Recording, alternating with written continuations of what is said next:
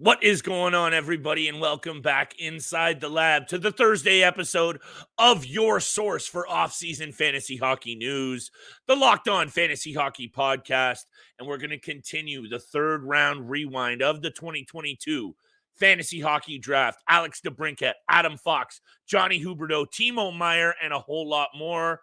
Make sure you're tuned in, tapped in. Let's get this money, baby. Thank you for joining us. You're Locked On Fantasy Hockey, your daily podcast on fantasy hockey. Part of the Locked On Podcast Network, your team every day.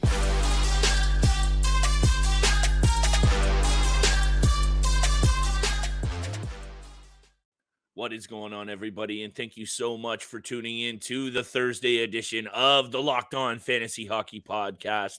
I am privileged to be joined, as always, by my esteemed co-host, Mr. Steele Roden on the West Coast, soon to be back on the East Coast. We'll let the details follow, but it is your boy, Big Flip Livingstone, on this side of the microphone. And thank you for making us your first listen every single day, even throughout the postseason, Steele, holy, even throughout the offseason. You know, I'm all about this paper, though, Steele. I cannot wait to get jumped on the next upcoming season. And I know I'm already hearing rumblings about upcoming drafts, where I want to be. You and I have a lot of news for our listeners, for our listener league. There's lots upcoming. But on today's episode, we want to finish up our third round rewind of the 2022 draft. The first half of this third round, Steele, got a little spicy. I love it. Today, Alex DeBrincat, Adam Fox, Johnny Huberdeau, Timo Meier, Sidney Crosby, and John Carlson. You see the names up there on the screen, and if you don't, make sure you head over to YouTube and subscribe. But Steele, I want to toss it over to you, as I usually do, because this is a little bit of a player that we've talked a lot about. So, what are you expecting for Alex DeBrincat headed into this season? Maybe let's start there, and then hit me with your take on where he was drafted in our listener league. I'm expecting Alex DeBrincat to have a whole lot of fun playing in Detroit, playing alongside Dylan Larkin, Lucas Raymond, Moritz Seider, a couple of other guys in the top six group as well. So I think he's going to have a lot of fun. You know, he's from the Michigan area. That's where he wanted to go, and he's probably super ecstatic to be there now. A part of the Detroit Red Wings organization. I think, you know, he's a 30-goal scorer. You know, he's scored 40 goals twice in his career, maybe, you know, 3 times if it wasn't that shortened season. Right. But he's a 40 goal scorer in the NHL, 70 plus points, no problem. That's exactly where he is right now in his realm. Mm-hmm. He's becoming a more physical player as well, 100 plus hits the last 2 seasons. Each year. He's lethal on the power play, gets a ton of power play goals, so you can expect him to be a special teams juggernaut. His ADP was 42.5, and I think this is exactly where he should be getting drafted. I think the end of the third round, early fourth round is where he is at right now currently. Again, like, he's coming off a 66-point season, playing with, again, some of the best young players in the NHL with the Ottawa Senators. 66 points and in full 82 games, minus 31 is, you know, an awful stat to see. Yes, it is. But he likes to shoot the puck a lot. Like I said, he had he had 11 power play goals, 14 power play goals the year before that. So yes, sir. He's a power play juggernaut. I think, you know, end of the third round, early fourth is exactly where he should go. Yeah, and I think it was kind of tough, actually. You know, he popped 78 points and 41 goals. I understand maybe why the GM in this situation reached a little bit, especially after I think you and I also talked a whole lot about going from Chicago. And yeah, he had Patty Kane feeding him the biscuit, but he was going to play with much more talented forwards around him. Yeah. And he did get that opportunity. There were some growing pains. Of course, he had success. Minus 31 might be more so indicative about how bad the Ottawa Senators were overall defensively. So I wouldn't actually get too much hung up on that. Where I want to look at Alex DeBrincat, though, you mentioned it. A guy that can bring 30-plus goal scoring ability and 100-plus hits, I'm fine taking him in that fourth round. If you can get him in the fifth round, I think people are starting to sleep. The one thing that I'm a little bit concerned about, honestly, Steele, is, and it's happened before with the Detroit Red Wings, and I have been a victim of it. The second we start thinking this team's ready to really turn the page and we put too much expectations, they seem to regress. So I'm just a little bit concerned because after that top line, and sure, they're balanced, sure, they have the veterans, Perron, Kopp, and otherwise. I'm just a little bit worried that, let's say, that combination of the trio, we've never seen them play together. Let's say it doesn't work out. I just don't want to go out there because my gut instinct wants to say exactly what you're thinking. Going home, go into a position where he can maybe really be that guy. It all makes sense that you want to go out there and take him really high. Just let's be careful. And what I wanted to say lastly is I'm really intrigued to see who they throw him out there in training camp. What are the combinations? Maybe they go a little bit veteran with DeBrincat. I don't know. But at the end of the day, for sure, you mentioned the hits. The peripherals are coming along nicely.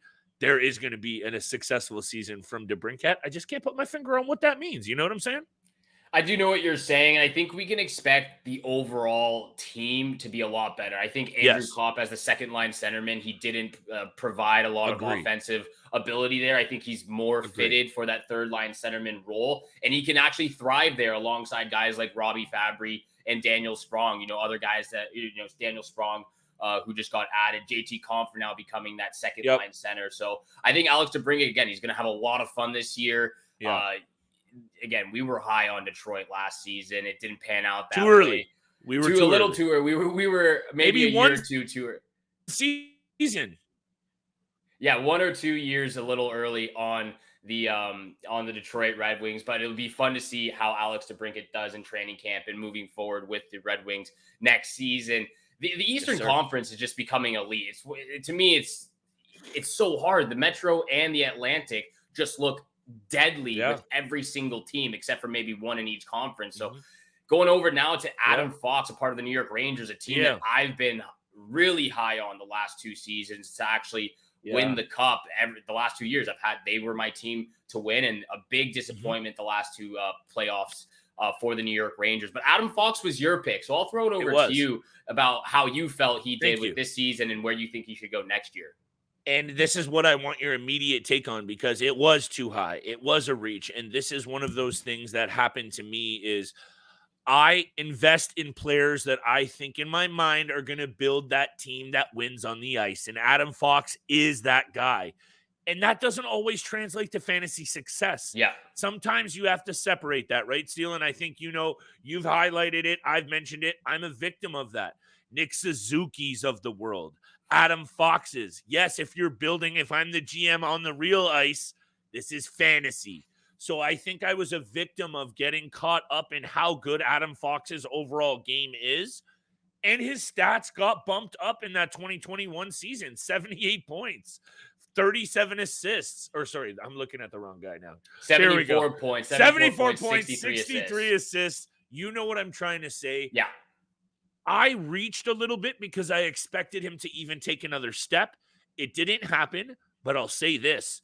It was too high in this draft for sure, but I really wouldn't let Adam Fox slip too much farther in this upcoming draft. I'm going to say 6th round. I'd be very comfortable taking Adam Fox. Not much later than the 5th. Again, I couldn't agree with more with what you just said. His ADP was 20.9, so he was actually getting drafted on average in the 2nd round, a lot earlier than you were drafting, than when you drafted him. And again, I don't think he's quite a 2nd round pick. The thing that again, Adam Fox, like you said, Adam Fox is such a talent. 12 goals, 72 points this past year. He racks up the assists on the power play. Had 29 power play points, and only one of them was a goal. So he is the quarterback that, again, alongside Zibanejad and Panarin, gets it done on special teams. The thing that concerns me about Adam Fox is the peripheral stats. That's where you lose a ton of fantasy value. Only 30 penalty minutes, less than 160 shots the last 4 years. Every single year he's been in the NHL, less than 160 shots, only 25 hits. I understand that's not part of his game, but as a defenseman, you think he'd be laying the ball a little bit more. So I agree with you. I think he does fall down to the 5th and 6th round. I think people get a little bit caught on the point production. And that's why, for me personally, when we're drafting, those peripheral stats mean so much when I'm drafting my teams, because a player he might put up 72 points and that looks great. But if he's not getting the shots, the hits, the blocks, and the other peripheral stats that come along with it, that drives his fantasy value down. So I think 5th, late 5th, maybe even early 6. If you can get him there, that's great. I think that's exactly where he falls. It's a learning process, and I think one of the aspects with Adam Fox that we need to also remember, he is only 25 years old. Steele. He has only really played now 4 NHL seasons, and one of those was a COVID shortened season. So let's call it 3.75. I think he is about to hit his prime, and he is, if you're talking about his age. And this is one of those scenarios, and you're going to hear it a lot from Steele and I. Remember what the optics are on this player. The optics are you took him pretty high and he didn't maybe perform. That means jump on this man because he is still bringing that quality. And just because he only fell 2 points short of his point total before, Steele. So that, to me, yes, I took him a little bit too early. I would absolutely love to have Adam Fox back on my team if I can get him in that 6th round, maybe beginning of the 7th, because I honestly think with what's going to happen now with a come up from Keandre Miller, a bit of a bounce back from my boy Shesty, I should say our boy, I think the New York Rangers are set to steamroll on that Metro division. And I don't mean win by 10 points. I mean flex their muscle as the team in that division. Let's see what happens there. We got a lot more to talk about on today's episode. Steele and I said we're going to keep it short. We were a little bit of a BS lie on that one because we got a lot more takes for this fantasy scenario. Johnny Huberdeau, Timo Meier, Sidney Crosby, John Carlson, and others. But today's episode is brought to you by our friends at FanDuel Sportsbook. Take your first swing at betting on the MLB on FanDuel and get 10 times back on your first bet amount and bonus bets up to $200, people. That's right, just $20 and you'll land $200 back in bonus bets, win or lose. That's $200 you could be spending on everything from the money line to the total to who you think cranks that first home run, all on an app that's safe, secure, and super easy to use. Plus, when you win, you get paid out instantly. I don't know what else you need to hear. There's no better place to bet on the MLB than FanDuel, America's #1 sportsbook. Head over and sign up at FanDuel.com/lockedon to get up to $200 back in bonus bets. That's FanDuel.com/lockedon. FanDuel, official sportsbook of Major League Baseball. And thank you so much for making the Locked On Fantasy Hockey Podcast your first listen every single day. We are a part of the Locked On Podcast Network, where you can find your favorite team from all 4 major sports leagues, including the NCAA, your team every single day. And make sure you hit that subscribe and follow button. Leave us a review on your favorite podcast platform. Leave us some comments on the YouTube channel. We really appreciate all the listeners. Communicating, asking for advice, any questions you have out there, don't be afraid. Just message us on Twitter or leave a comment on the YouTube channel. We really do appreciate conversing with all of our listeners out there. Continuing, though, on the 2022 Draft Rewind, round 3, this next player, wow. Jonathan Huberdeau coming in at 28th overall in our fantasy league. And obviously at the time, you get it. He's coming off a 115-point season with the Florida Panthers. Probably the biggest bust of all fantasy draft picks last season. His preseason rank before the draft even was up, his preseason rank was 10. He was projected to go in the first round. His ADP was actually 11.5. So majority people did draft him in that first round. But he finished the season. His rank was 194. Absolute bust of a pick in the third round. So even to get him in the third round was kind of shocking that he dropped that far. But it is actually an absolute bust. My projections for Huberdeau coming up this next season with the Flames, I understand it's been a chaotic ride the last 2 seasons for Flames and the Flames fans out there. I think we could see Huberdeau at least get 20 goals. He had 15 last year. I can see him getting 20 goals and having a 50-55 assist season. But I would be fading Huberdeau hard because those peripheral stats, like we just talked about with Adam Fox, his peripheral stats dropped off tremendously. He went from over 220 shots down to like 120 in the next season. So I would be fading Huberdeau to at least the 6th round. I would be fading him as well, Steele. That, I think, is the 100% takeaway because how could you not? It's not only the lack of production, you and I have, for some reason, watched way too many Calgary Flames games to end that season.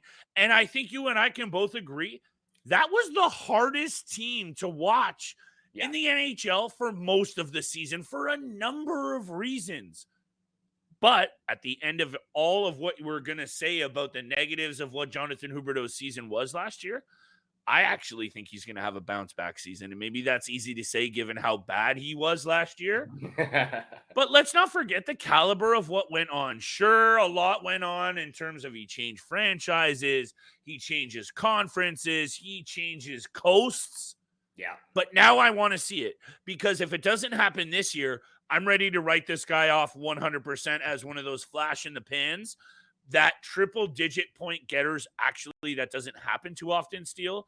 But I'm actually very, very intrigued about maybe getting sneaky with Jonathan Huberdeau, with a lot of people ready to write him off completely. So I love that angle that you're starting to bring up here, because also, if you want to just bring up what the Calgary Flames have, they still got Nas. They still got Elias Lindholm.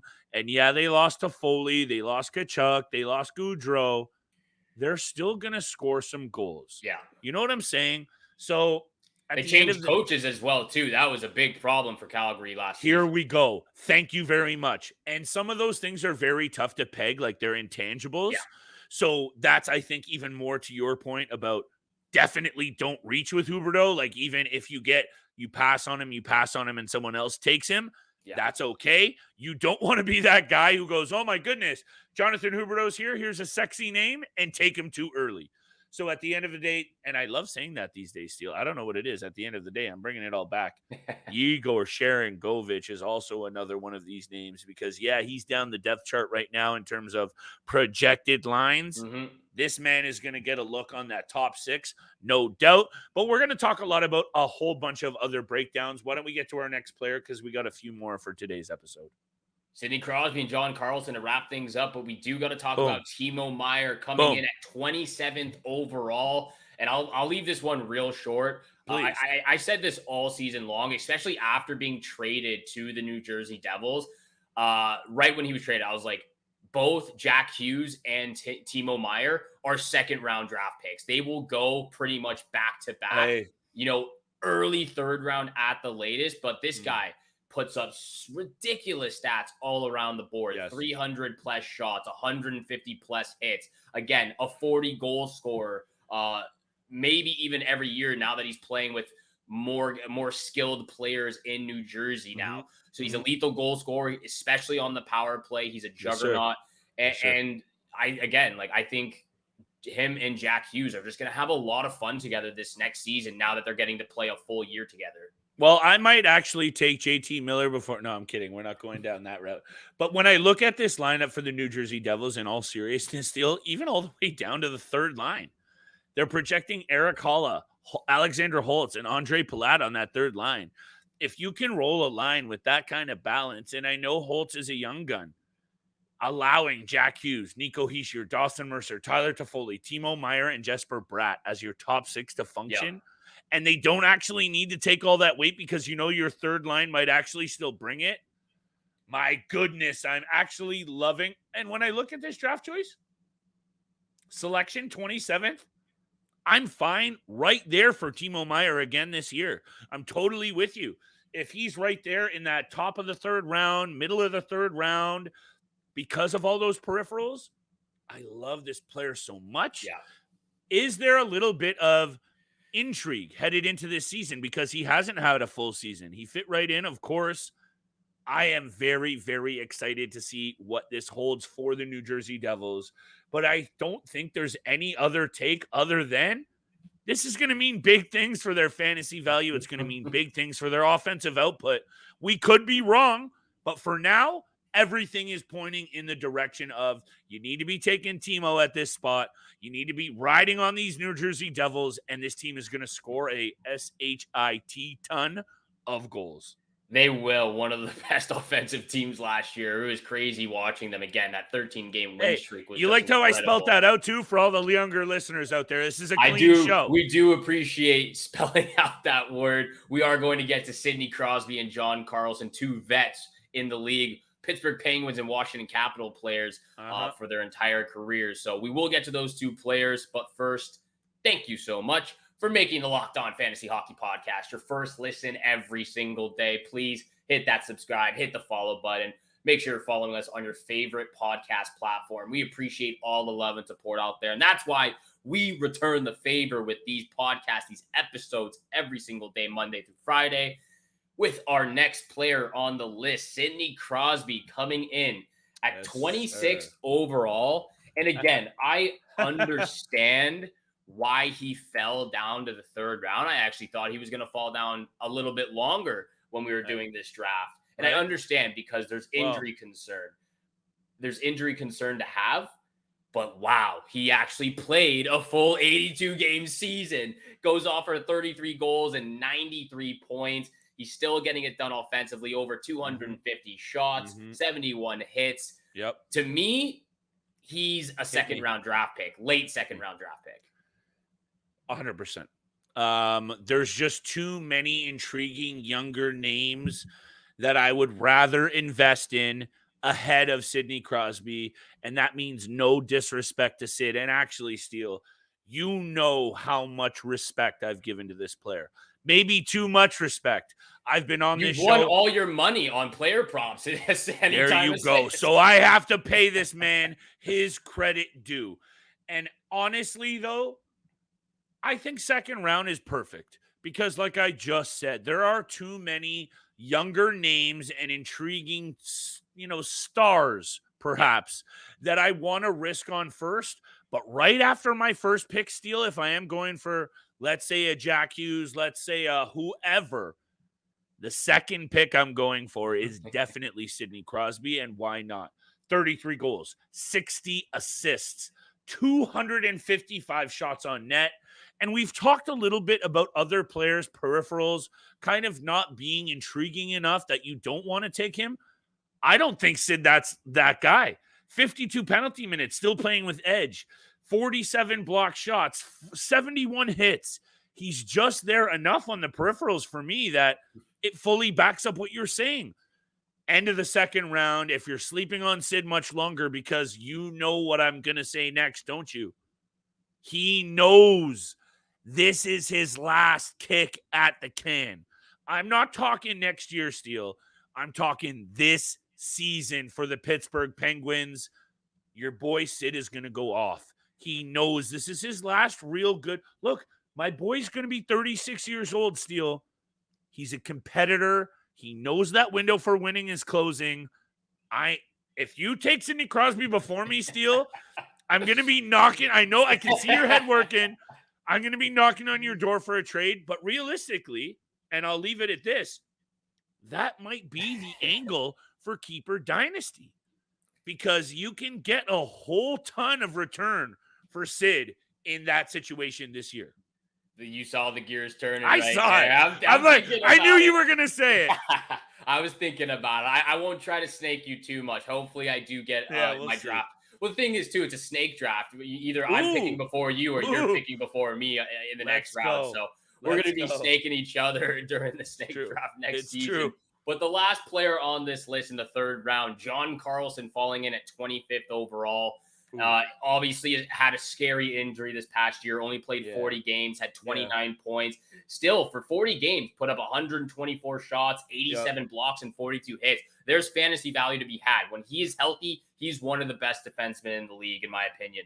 And I'm going to go based off of the year prior because he actually played a full year, 78 games, had 71 points.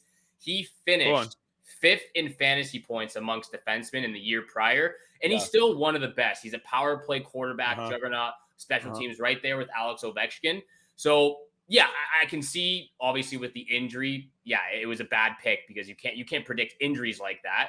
Right. But John Carlson, for me, there's still a ton of fantasy value to be had, even at he's going to be 34 years old. He's 33 years old right now. Yes, sir. So he'll be 34 when the season starts. Still a veteran in the league. If he plays a full season, he's fully healthy. Again, he's one of my favorites to watch on the blue line. I agree. Fourth, fifth round, easily. I know how high you are on this player, and I have to give you your respect due because I think if you aren't willing to do that, take a look at what he was still able to do after he came back from that injury. Yeah. Most players would have retired at that age, Steele.